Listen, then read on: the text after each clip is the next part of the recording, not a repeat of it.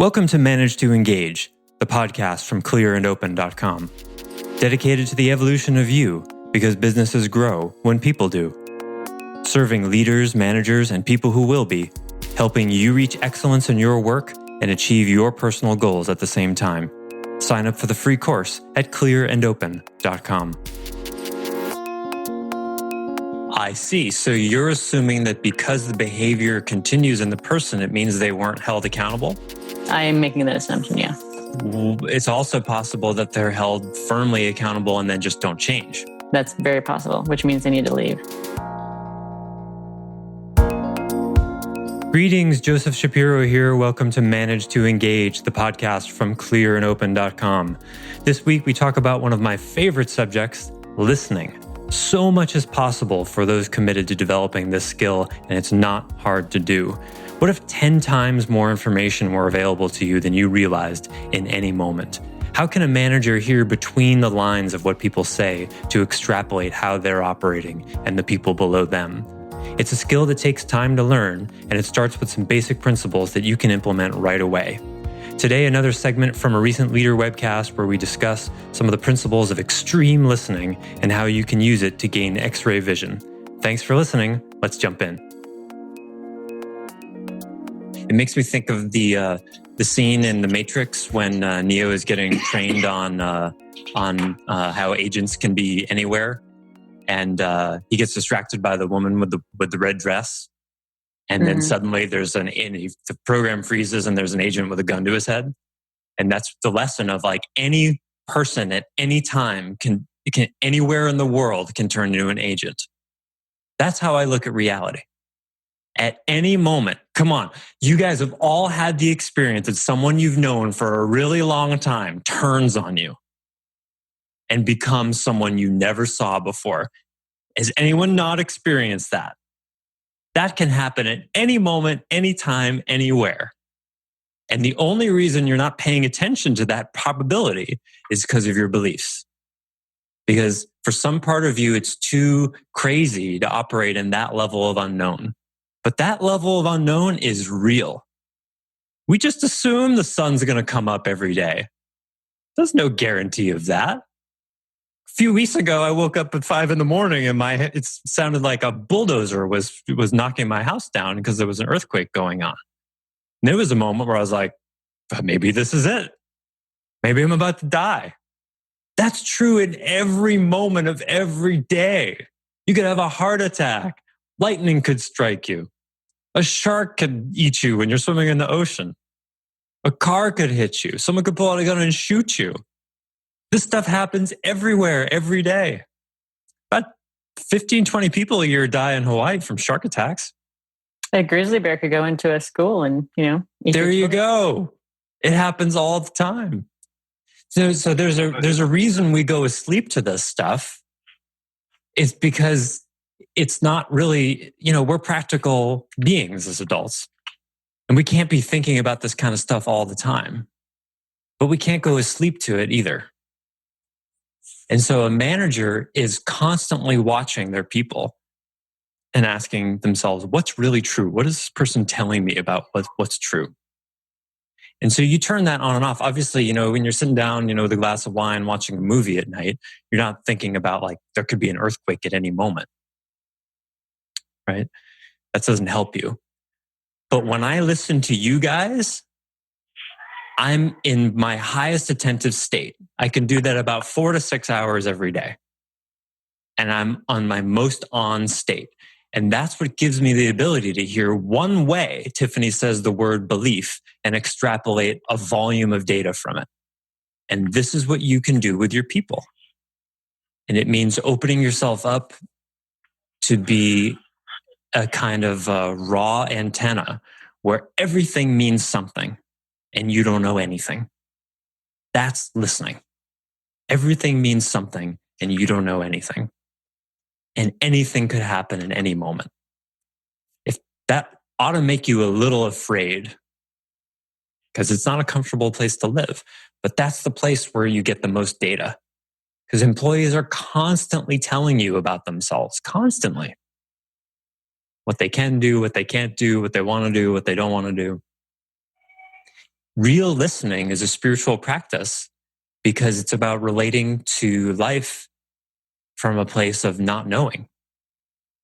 Because only from a total not knowing place can you receive everything. And that's an asymptote. You can't do it completely. Maybe you can, I don't know. You work toward it more and more.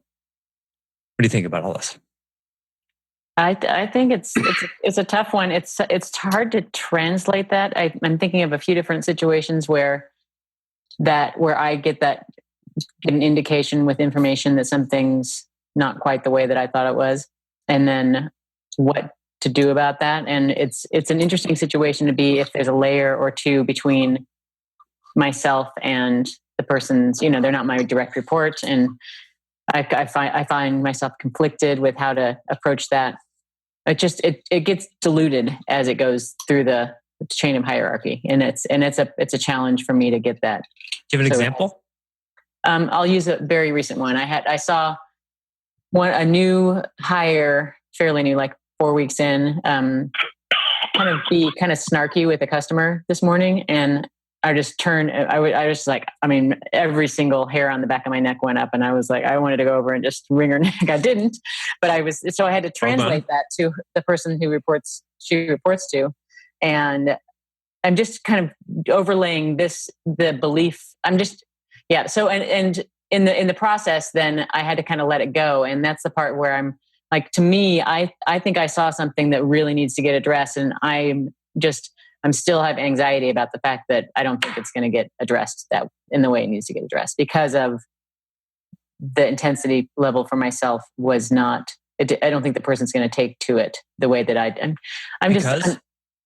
because I don't think I asked for that to happen. You didn't ask the manager to hold her accountable? Yeah, I did, but I don't know that's going to. I don't have evidence that when I do that happens with this person, and I think that's where the belief. I'm kind of unraveling a lot of observations with this conversation. Clearly, so you're saying it's been your experience in the past that when you do that, what happens?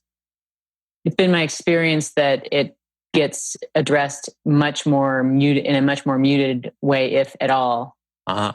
Then I think is warranted get in the situation. And how do you know that? You're not there in those conversations. So how do you know it happens in that muted way? The behavior continues by the other person. I see. So you're assuming that because the behavior continues in the person, it means they weren't held accountable? I am making that assumption, yeah. It's also possible that they're held firmly accountable and then just don't change. That's very possible, which means they need to leave. Which means you're believing in that employee and they don't deserve that belief. Yeah.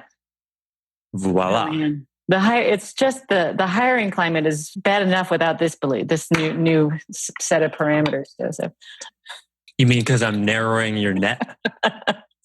No. It seems like it's not even narrowing of the net. It's the narrowing of the window that they have when you get them in the net. Like, I know I've done that. I look back at, the base examples. My belief in them trumped everything. Mm-hmm. The evidence, my experience, their experience, other people telling me, like that trumped everything. And I didn't do the things we needed to do. Because I think of these Byron Katie questions, and I think, what did I get out of that belief? Like, I didn't have to do the hard things. And what did I get out of not doing the hard things? I could always have a crutch on why this business isn't 10 times the size it is.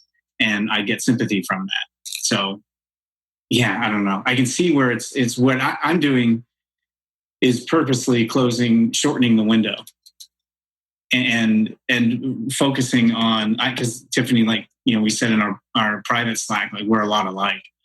And that's true. I will ride that belief well beyond where I should, and where the evidence, and I like that, Joseph, what you said is that belief is a path to experience, and then you have to go on the experience and anyway. Yeah, that's the rigor of the scientific method. A lot of people don't know this part about it. What you're supposed to do as a scientist when you have a hypothesis is you're supposed to try to prove it wrong, not try to prove it right. That's rigorous science. Thanks for listening to Manage to Engage, the Clear and Open podcast. Join us next week when you'll be a little bit closer to who you're destined to be. Until then, know that Clear and Open is dedicated to the evolution of you because businesses grow when people do.